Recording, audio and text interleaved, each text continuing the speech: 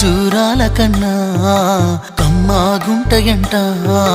లేక లేక నేను ఫోను చేస్తే నువ్వు హల్లో అన్నవంటే బెల్లం బువ్వ కన్నా తీయగుంటదంట.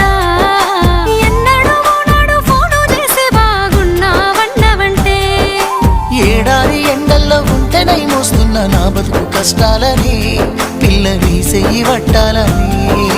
నల్లని సీకట్లో ఒకదాన్నే కూసున్న దిక్కులేని పచ్చినయ్యి బావా నువ్వెప్పుడొస్తావని.